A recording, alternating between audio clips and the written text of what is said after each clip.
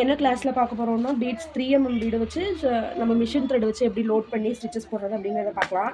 3mm இதில கொஞ்சம் குவாலிட்டியா வேணும் அப்படின்னா, நீங்க வந்து லைட் கோல்டு அப்படின்னு கேட்டிங்கன்னா, அதில இது குவாலிட்டியா இருக்கும். அது கலரும் ஃபேட் ஆகாது, எதுவும் ஆகாது. இது கொஞ்சம் லைட்டா கலர் ஃபேட் ஆகும்.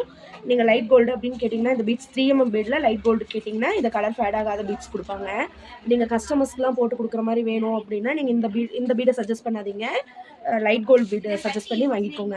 வந்து இந்த மிஷின் த்ரெட்டை நீங்கள் வந்து சில்க் த்ரெட்டை எப்படி டபுளாக மடித்து முடிச்சு போட்டிங்களோ அதே மாதிரி இதையும் டபுளாக மடித்து முடிச்சு போட்டுக்கோங்க. சில்க் த்ரெட்லேயும் ஜரிலையும் நீங்கள் எப்படி இந்த இடத்துல நாட் போட்டு ஸ்டார்ட் பண்ணீங்களோ அதே மாதிரி இங்கேயும் நாட் போட்டுக்கோங்க. நாட் நல்லா போட்டுட்டு அதுக்கப்புறம் எப்படி செயின் ஸ்டிச் போடுவீங்க இல்லையா, அதே சேம் பேட்டர்ன் தான். இப்போ வந்து இந்த நாட் வந்து நீங்கள் செயின் ஸ்டிச்சுக்கு எப்படி போடுவீங்களோ, ஜரி எப்படி ஹோல்ட் பண்ணீங்களோ அதே மாதிரி இந்த இடத்துல இப்படி ஹோல்ட் பண்ணிக்கோங்க. ஃபஸ்ட்டு இந்த இடத்துல நான் ஒரு லைன் போட்டுக்கிறேன். லைன் போட்டு செயின் ஸ்டிச் எப்படி போட்டோமோ அதே சேம் பேட்டர்ன் தான். அதில் வந்து பீட்ஸ் லோட் பண்ண போகிறோம். ஃபஸ்ட்டு இப்படி த்ரெட் எடுத்து இந்த இடத்துல ஒரு குட்டி ஸ்டிச் போட்டுக்கோங்க.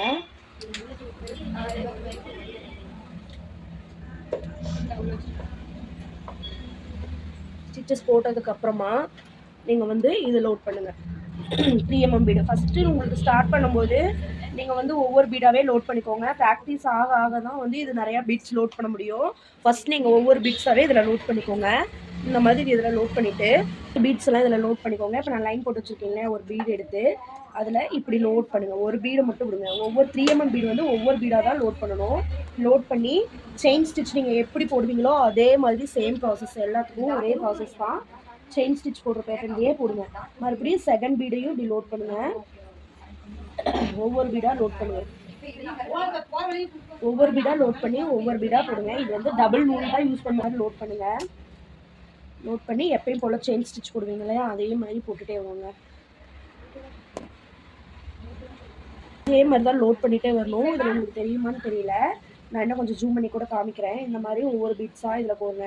உங்களுக்கு ப்ராக்டிஸ் வர வரைக்கும் நீங்கள் ஒவ்வொரு பீடாக தான் வந்து நீடிலில் லோட் பண்ணி இது பண்ணணும்.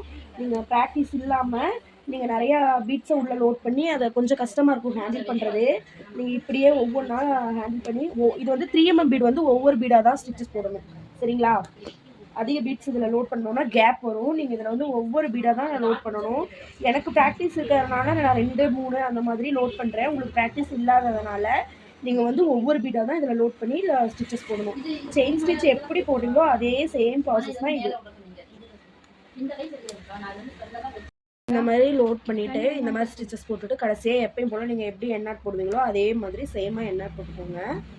அவ்வளோதான். இப்படி தான் இதை ஸ்டிச் பண்ணணும். இப்படி தான் இது எப்படி பேசிக்காக நம்ம எப்படி ஸ்டிச் பண்ணணுங்கிறத சொல்லிட்டேன். இதில் நீங்கள் ஃப்ளவர் மாதிரி, அதுக்கப்புறம் லோட்டஸ் பேட்டர்ன் அந்த மாதிரிலாம் நீங்கள் ட்ரா பண்ணி நீங்கள் ஸ்டிச்சஸ் போட்டுக்கலாம். என்னென்னலாம் உங்களுக்கு தோணுதோ அந்தந்த டிசைன்ஸ்லாம் இதில் ட்ரா பண்ணி நீங்கள் ஸ்டிச்சஸ் போட்டுக்கலாம். இந்த பேட்டர்னில் டிசைன் பண்ணுங்கள்.